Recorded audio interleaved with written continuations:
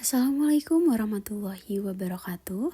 Perkenalkan, nama saya Yesviana Andriani dari Program Studi Pendidikan Pancasila dan Kewarganegaraan Universitas Pendidikan Indonesia. Pada kesempatan kali ini saya akan membahas mengenai contoh implementasi konsep, generalisasi, dan teori dari ilmu politik. Nah, yang pertama, pengertian ilmu politiknya sendiri merupakan ilmu yang mempelajari suatu segi khusus dari kehidupan masyarakat yang menyangkut soal kekuasaan.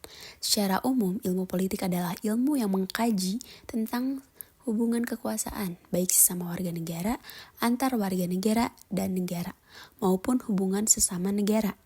Yang menjadi pusat kajiannya adalah upaya memperoleh kekuasaan untuk mempertahankan kekuasaan, penggunaan kekuasaan tersebut, dan juga bagaimana hambatan penggunaan kekuasaan tersebut. Adapun konsep-konsep yang dipelajari dalam ilmu politik, yang pertama adalah negara. Negara adalah suatu organisasi dalam suatu wilayah yang mempunyai kekuasaan tertinggi yang sah dan ditaati oleh rakyatnya. Yang kedua ada kekuasaan, adalah kemampuan seorang atau suatu kelompok untuk mempengaruhi tingkah laku orang atau kelompok sesuai dengan keinginan dari pelakunya. Yang ketiga ada pengambilan keputusan, adalah membuat pilihan di antara beberapa alternatif, sedangkan istilah pengambilan keputusan menunjukkan pada proses yang terjadi sampai keputusan itu tercapai.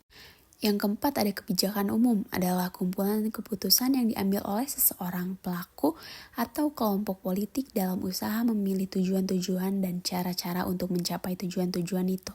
Dan yang kelima ada pembagian, adalah pembagian dan penjatahan dari nilai-nilai dalam masyarakat yang ditekankan bahwa pembagian selalu tidak merata sehingga timbul konflik. Selanjutnya, generalisasi dalam ilmu politik. Berikut ini beberapa contoh generalisasi yang berkenaan dengan politik sebagaimana ditulis oleh Banks dan Clegg Jr. Yang pertama, di dalam setiap masyarakat dan lembaga peraturan dan hukum tumbuh untuk mengendalikan tingkah laku para individu warganya.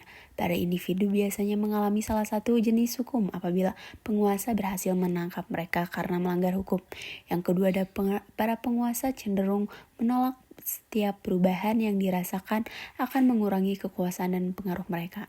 Yang ketiga, konflik timbul dalam suatu sistem politik apabila para individu atau kelompok mempunyai tujuan yang bersaing dan mengartikan hukum secara berlainan. Adapun teori-teori ilmu politik yang terbagi dalam 3, yaitu teori politik empiris, digunakan untuk mengacu pada bagian-bagian teori ilmu politik. Yang kedua ada teori politik formal, merupakan teori politik yang kadang-kadang disarankan tumpang tindihnya dengan teori sosial maupun teori publik. Dan yang terakhir ada teori politik normatif, merupakan teori politik yang paling dekat dengan enterprise tradisional sejauh ini berkenaan dengan kebijakan politik. Sekian penjelasan dari saya, mohon maaf apabila masih banyak kekurangan. Wassalamualaikum warahmatullahi wabarakatuh.